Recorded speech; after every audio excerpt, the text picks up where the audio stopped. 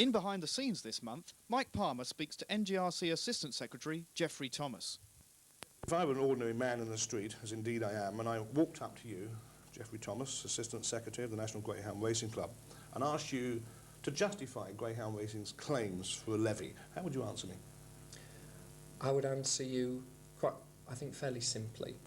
There is over £1,600 million that is placed on Greyhound bets off course. The percentage that actually comes back to Greyhound racing, not back to the bookmakers who own the tracks that supply 60% of that bags racing, but the percentage that comes back to Greyhound racing is absolutely minimal. We would like to see that Greyhound racing as a whole benefit from what the bag service takes out. You cannot divorce the two.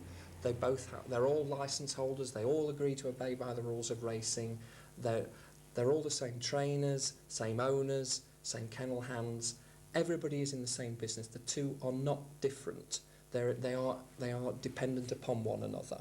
And for the sake of not just licence holders in the NGRC, not just the NGRC, but indeed the bookmakers themselves, the kind of thing that I think is up for grabs if we do get more money, better security, better stewarding, more prize money, registrations and costs paid to the NGRC at the moment kept at a certain level,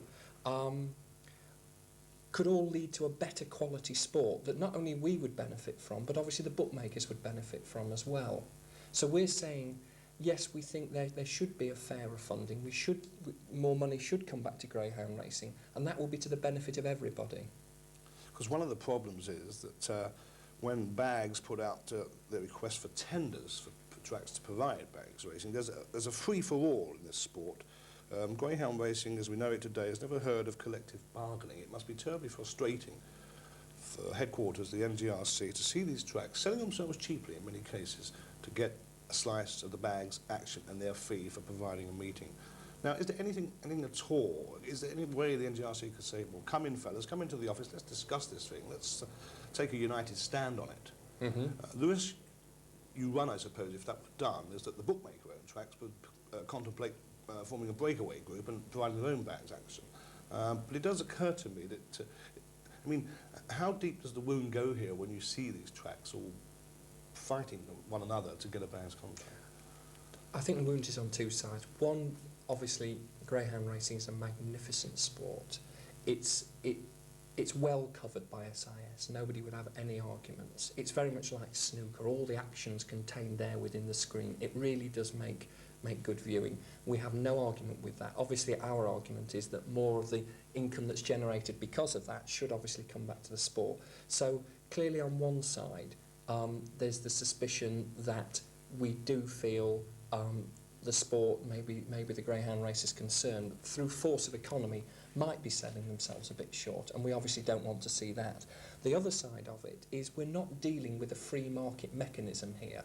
We're dealing with a situation in which 5 of the 10 Greyhound race courses that supply the bags service are owned by bookmakers. 60% of all bags races are raced on those, and 65% of all SIS meetings that are shown on those 5. So if it was a genuine situation in which racecourses could bid with a separate body for the coverage of that service, that would be different. But because of those 5 tracks, and let's be honest, every bookmaker-owned track is on the bag service. It's not as though some of them aren't. Every single one is.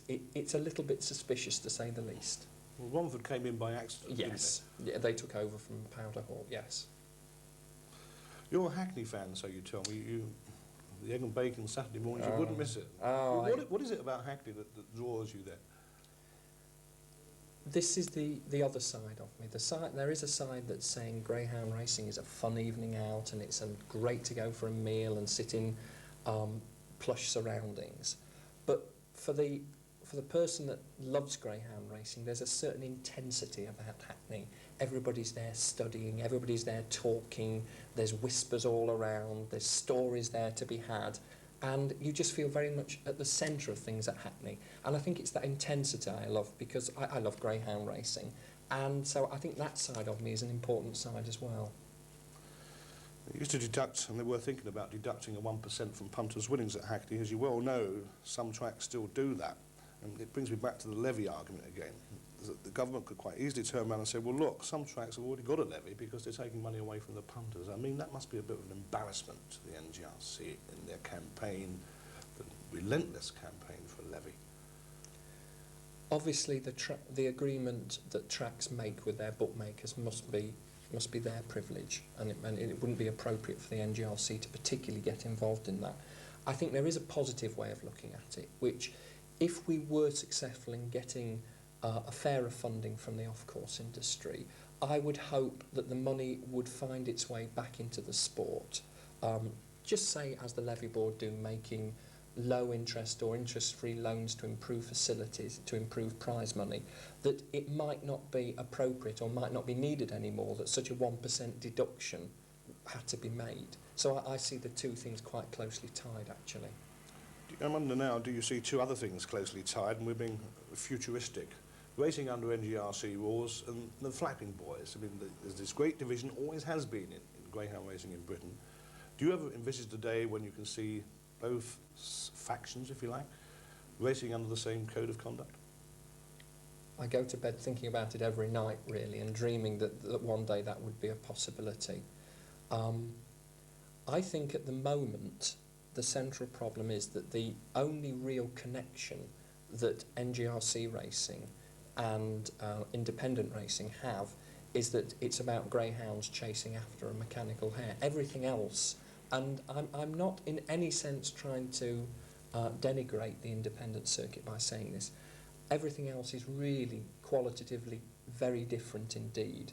I believe we're making moves in the right direction, and a good example is the way Canterbury has gone. We offered them a chance to join the permit scheme, which keeps that essential grassroots involvement which none of us want to lose, and then they've obviously decided to become a full member track in time, and we would hope that more and more of the larger tracks on the independent circuit could see the advantage of coming in on the permit scheme and then maybe thinking about joining as full member tracks, because there's some exceptionally good racing on the independent circuit, there's some exceptionally good greyhounds, and we want them as part of our sport. You're not supposed to know all this, are you, about these independent, are you? You're supposed to go independent racing. So, I mean, is it a dream? I mean, is the mountain too high, or will it ever happen?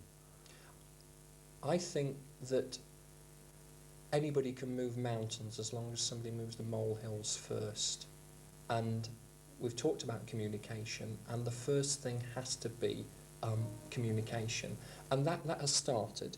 A number of independent tracks have joined the NGRC on a special independent track members scheme that enables the NGRC to at least talk on behalf of greyhound racing, that there isn't this great big schism between the two. And many of the major independents are part of that scheme.